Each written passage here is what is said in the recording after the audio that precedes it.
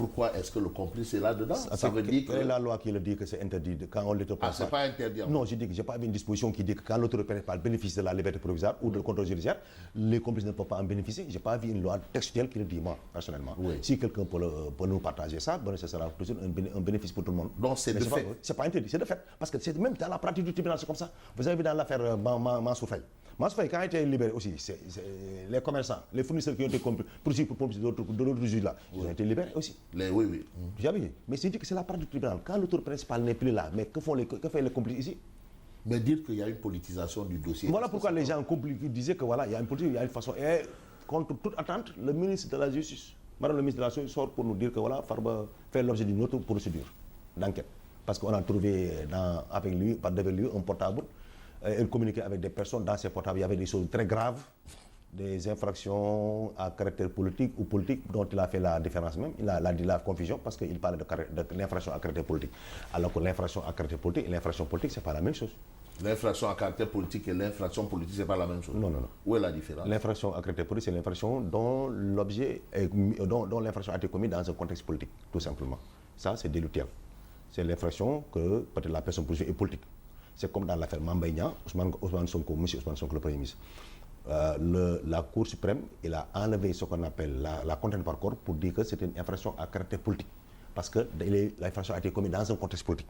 Et l'auteur aussi poursuivi est un politique, tout simplement. Voilà pourquoi c'est un caractère politique. Mais l'infraction politique est plus grave. L'infraction politique, il touche la sûreté de l'État. C'est des mandats, c'est des gardes à vue de 96 heures. C'est atteinte de la sûreté de l'État, appel à l'insurrection, bouleverser l'ordre constitutionnel du pays, tuer un candidat à l'élection présidentielle ou un candidat présidentiel, ou bien tenter l'assassinat du président de la République ou d'un ministre. C'est ça qu'on appelle l'infraction politique. C'est l'infraction qui touche à la sûreté de l'État, à la sécurité de l'État. C'est ça qu'on appelle, c'est plus grave ça. Donc si on comprend bien le fondement de votre analyse, le problème, c'est pas un délit, le problème c'est Farba Ngom. C'est Farba Ngom. Et Farba Ngom peut-être qu'on veut retenir dans les lieux de la détention. Mais dans quel est? Mais je vais voir, mais si le procureur aussi, le procureur, c'est son droit aussi. C'est le procureur général? C'est le procureur général aussi, s'il fait un pourvoi en question aussi, ne soyez pas surpris, c'est dans sa logique. C'est dans la logique, c'est la politique, parce que le ministre aussi peut enjoindre. Mais non, mais la loi le lui permet aussi. Oui, oui, bien sûr, c'est son droit d'interjeter appel, parce que le procureur est parti au procès, tout comme l'avocat a le droit d'interjeter appel. L'avocat a le droit de faire appel, de faire le pourvoi en question. Pourquoi pas le procureur qui est avocat fonctionnaire pour ne pas le faire? Non, si le procureur, attendez, si Mbacké Fall, le procureur général, fait un pourvoi en question, ne soyez pas surpris, et c'est son droit.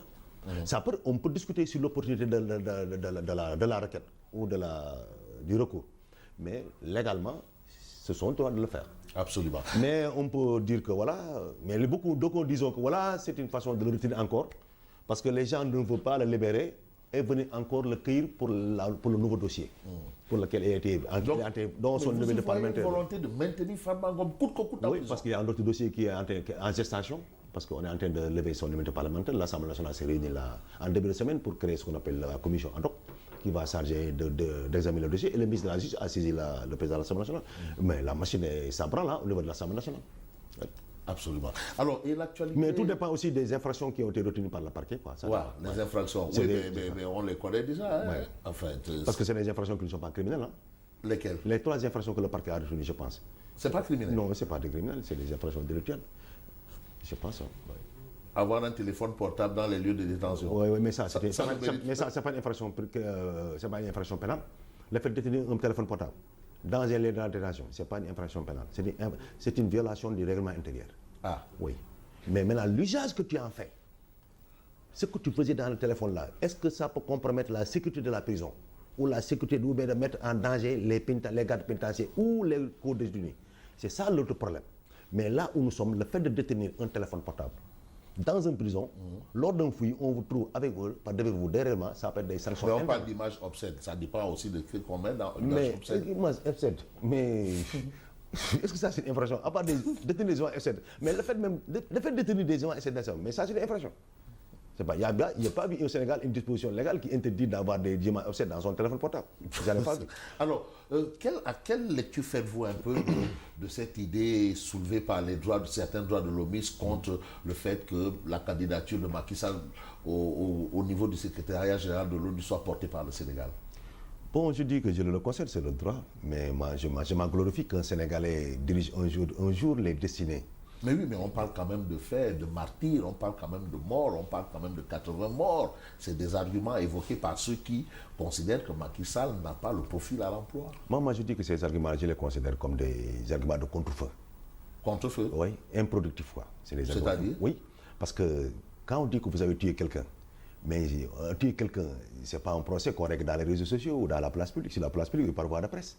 Tuer quelqu'un, c'est le tribunal, même quand vous avez dans la Constitution du Sénégal. C'est les tribunaux qui ont la latitude ou qui sont habilités légalement à dire qui est responsable de quoi, en quoi, de quoi, sur quoi. Mais ce n'est pas une autorité administrative, fut-elle même un membre de l'organisation d'une société civile, aussi au Sénégal ou d'envergure internationale, qui doit dire que c'est tel monsieur ou tel monsieur. Ou bien tu es politicien, tu as le droit de s'arroger, de substituer à la place du procureur. Même le procureur ne dirait jamais que tel ex, dans un point de presse, tel ex a tué Dix, le procureur ne dirait jamais. Mais quand on dit que... C'est des martyrs. C'est des martyrs, mais c'est la juge qui doit dire qui est l'auteur de ces martyrs-là. Qui a tué Monsieur Fabrice Ngema, dans une république mature, la parole pénale appartient au procureur et au juge, et non à la société civile ou aux autorités politiques. J'espère que vous me faites comprendre. Dans une démocratie mature, la parole pénale appartient aux juges et aux procureurs, et non aux autorités administratives ou à la société civile. La société civile, son rôle doit s'arrêter à alerter, à jouer le rôle d'équidistant, à équilibrer, à rappeler l'état de droit, son fonctionnement, mais pas à désigner telle personne est coupable. Mais c'était le président de la République d'alors aussi. D'accord, mais je dis que c'est pas là, mais je dis qu'il faut attendre que le président, d'abord, je dis que, je vais répondre sur la forme et sur le fond. Sur la forme, il faut attendre qu'une juridiction soit saisie. Et jusqu'à présent, aucun tribunal, on nous avait annoncé que les enquêtes sont ouvertes, d'après l'interprétation du Conseil constitutionnel sur l'amnistie. Aujourd'hui, on nous dit que maintenant les enquêtes sont ouvertes. Et Pabla Ablaye Touré a été même auditionné au niveau de la section de recherche, et pas Malindour. Mais depuis lors, les enquêtes sont plombées. Mais nous réclamons justice, ma justice légaliste. Quand quelqu'un a été tué dans des circonstances dont on ne connaît pas, mais il faut ouvrir une enquête. Mais c'est comme ça, il faut rétablir quand même la réalité du droit. Il faut respecter l'âme de ces personnes-là. Ils avaient un droit de vie, les gens l'ont tué comme ça, froidement. Mais il faut rétablir le droit, il faut que le droit dise, mais dans un pays normal, si quelqu'un est tué, mais naturellement, et ce qui est tout à fait normal et que la conscience accepte, c'est que la justice soit rendue.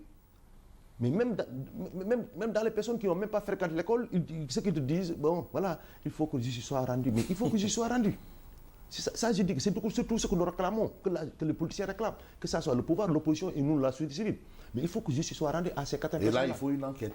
Il faut une enquête. Et l'enquête prendra en compte quoi? Mais vous pensez que l'enquête va durer, c'est une enquête de flagrant délit? Non, ce n'est pas une enquête de flagrant délit qui va prendre une semaine ou quelques jours. Mais c'est une enquête criminelle. Des personnes ont été tuées en Dakar et en dehors de Dakar. Et dans des circonstances vraiment douteuses. Parce que dans un contexte politique très précaire, les gens avaient peur. Il y avait partout des armes qui circulaient à Dakar. N'importe qui peut tuer n'importe qui. C'est comme si c'était la débandade. Mais attends.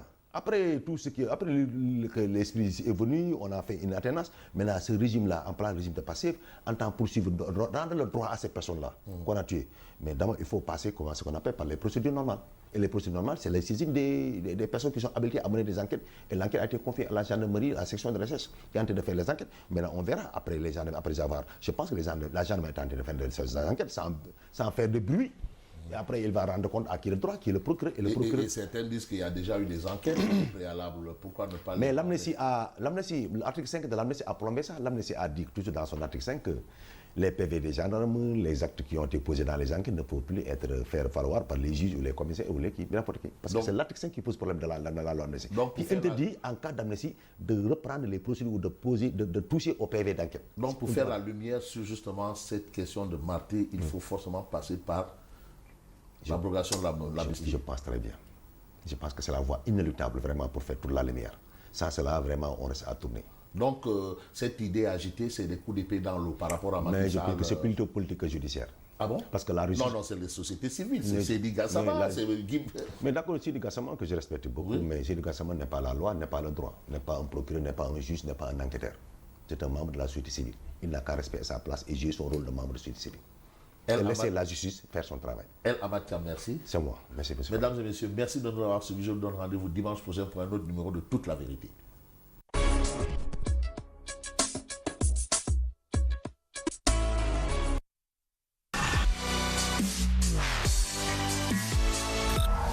Sen TV, bienvenue chez vous.